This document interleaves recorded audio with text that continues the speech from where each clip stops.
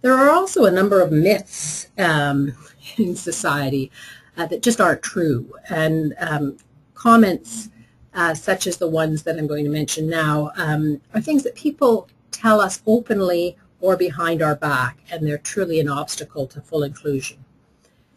One is that the myth of economy of scale, that it's cheaper to have people with similar needs together. That's just not true, and I'm sure that Sheila will discuss that later on in terms of research. Also, another myth is that individuals should be with people who have similar needs, and I find that absolutely bizarre because I think it's diversity that actually helps us learn so much more about other people. And I remember when Rebecca was very young, there were schools or classes where everyone in the class could not speak, and I thought that seems like it's not particularly helpful to them. I also find that like with Rebecca, since she has a lot of needs, she needs to be around people who will get to know her and be able to assist her so that she can live a full life. So it's not helping her much if she's just with people who are as vulnerable as she is. The question of being a burden on taxpayers' dollars is another myth. Competition for limited dollars. Sometimes in school, parents fear that if one child requires more support, then their child will lose out. Another myth is that custodial care is all that is required. I'd like to read a quote it's a piece from the presentation that Rebecca did down at the United Nations that kind of addresses some of these myths. A part of being a whole society or a democratic society is making certain all voices are heard and decisions are made for the common good. People like Rebecca guide us in the direction of a good society, which is measured by how people treat, listen deeply to, empathize, and interact with its most vulnerable members. Rebecca's school and later work experience is a testament to how one person can change the entire culture that exists around them. Teachers, administrators, fellow students, and co-workers always say that Rebecca's mere presence changes the very fabric of their relationships, making them more collaborative, more compassionate, and more intuitive to strategies that advantage all persons. Rebecca was fully included and integrated into the regular classroom since elementary school, and she has had wonderful teachers who planned creatively and effectively to cater to her learning needs. Part of this was having Rebecca's classmates play critical roles in assisting her and helping her teachers to create accommodations that would be to her benefit as well. Not only did these youngsters learn the importance of responsibility for others, task commitment, and community building, they also gained from an educational perspective as well, since teaching strategies used to assist Rebecca helped all levels of learners. I remember when Rebecca was in the 8th grade, she was out in the schoolyard and some of the boys in her class were skipping with her. She's always loved to watch children skipping, so her classmates, when they were younger, figured that she could skip too if they just turned the ropes back and forth over her head as she sat in her wheelchair. It was amazing for me to see that even in grade 8, when boys are trying to assert themselves in the stereotypical ways of young men, that they exhibited such tenderness towards Rebecca, their friends' desire to play with them. Excuse me. Without a vision to lead you, society values and practices will be the default.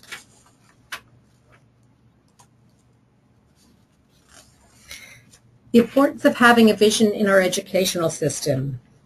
Obviously, it clarifies what the ultimate goal is for our son or daughter. It enables clear communication to others. It reminds us, or the families, of what is important when times get tough. And it identifies what the bottom line is in negotiations.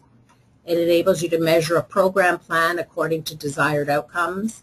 And it puts the family in the driver's seat. It's preemptive, so to speak. And in our life, whenever we used to go into meetings at school, we would make sure that we have with us a sheet that would say what Rebecca's gifts were, what her dreams are, what the vision is, and usually if Rebecca wasn't at the meeting, we would at least make sure we had a picture of her with us, so that we could actually start the meeting with that and set the tone so that we wouldn't have to be reacting to situations that had already formulated that we would then have to try and fight. When Rebecca was in grade 8, Rebecca was going to a Catholic school, and part of the grade 8 curriculum was to have confirmation, and all of the students had to design and carry out a community project, a project that would increase the capacity of the community.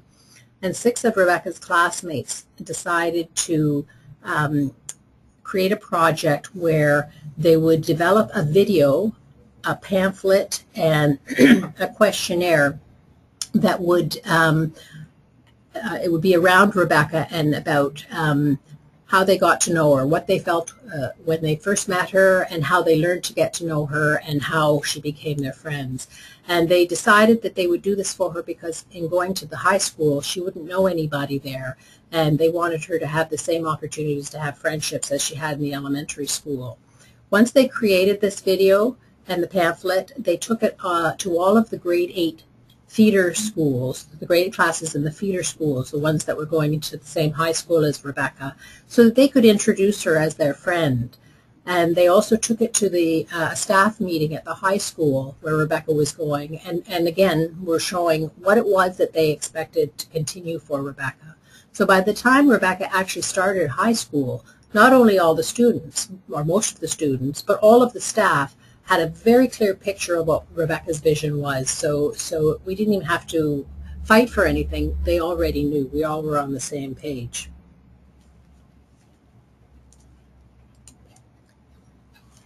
Rebecca's vision. She really has a vision that I think most of our sons and daughters have, and I think probably all of us have for ourselves as well. We want to be, and Rebecca wants to be, an active participant. She wants to be a good citizen, and being a good citizen has rights and responsibilities. Responsibilities, being that you have to, you need to make a contribution to your community. She wants to have meaningful choices. She wants financial stability, and that is in the form of individualized funding so that she can choose who she wants to hire to support her, where she wants to live, and how she wants to spend her days in the community. She wants to have meaningful friendships, and she also wants long-term anchors, those very few people that are intimate with her and will stay in her life for the long term, making sure that she has a meaningful life. And she wants support to make a difference in the world. Our vision for Rebecca, the family vision, is really basically the same, that she be an active participant, contribute to society, enjoy the privileges and freedoms as other citizens, and has opportunities for quality life experiences. Since we know that the biggest difference in the quality of Rebecca's life now and in the future is the number of deep and committed relationships she has, we look through that lens when making choices. If a setting or activity puts obstacles in the way of creating relationships, we look elsewhere.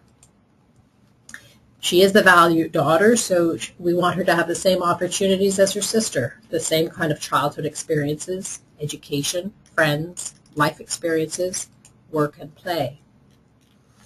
Rebecca attended her local school, elementary and high school, and she was a member and full participant of a regular classroom. As I said before, the school was always clear about Rebecca's vision because we made sure they were aware of it. Her fellow students were involved in her planning right from the start, and as you can see here in our family room, they're all working on a plan. This goes way, way back.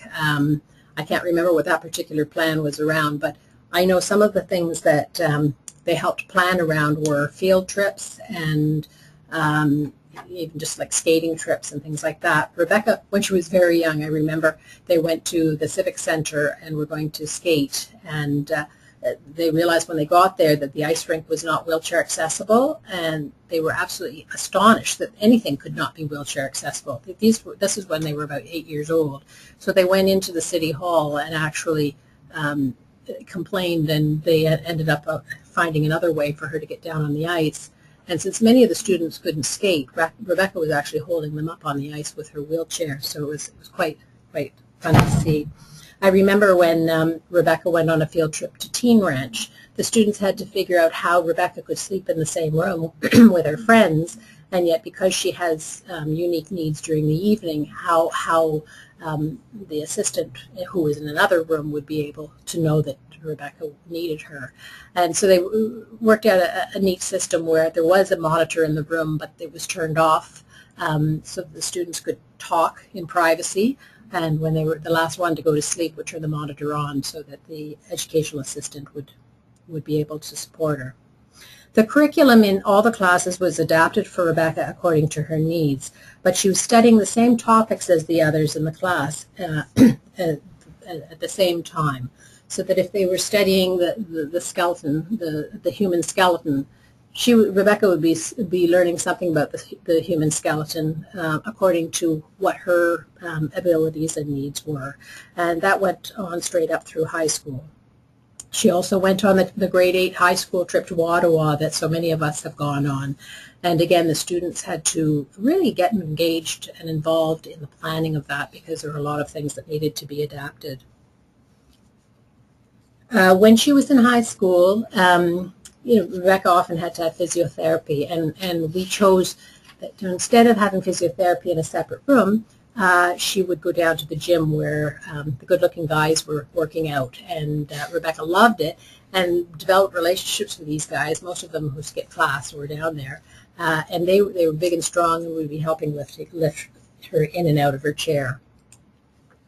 She did co-op opportunities, such as at World Youth Day 2002. She volunteered in the office down there, and when World Youth Day was over, then she volunteered in the Catholic Archdiocese of Toronto offices. She loves children, so she volunteered at the U of T daycare so that she could spend her spare time at university and also in school daycare. She also volunteered reading with helping grade 1 students read at school. This was at World Youth Day. And she graduated when she was 18 along with her peers. She wanted to go through the same events, the prom and all of the things that are involved with graduation at the same time. But because she was eligible actually to be in school till she was 21, what she decided to do was spend the extra 2 years doing full-time co-op, and it gave her the opportunity to experience lots of different things. Rebecca's gifts and roles we learned over time are that she is a connector. She brings people together who wouldn't normally be together. She's a peacemaker. She slows people down and she touches their hearts, and therefore is a community builder. She's an artist, dancer, teacher, friend, neighbor, advocate. These are just some of her artist pictures. And one of the things I also want to mention is that Rebecca's gotten to know a lot of people through her art and dance. And she's had her paintings shown in many different settings, and she's danced in wonderful places. And it's not necessarily because her art is fantastic, although as her mother I think it is, but it's mostly because she's got lots of connections. It's like any artist or any singer. If you've got a lot of connections, you'll probably become far better known than if you don't know anybody. So the fact that she has her art in so many different places, including on the banner of the 2008 Global Forum for Inclusion Conference, it really it shows how connected she is. And here she even got to go down and dance for 2 weeks in Boston College. It was a course, a postgraduate course in liturgical dancing. Again, connections, friendships.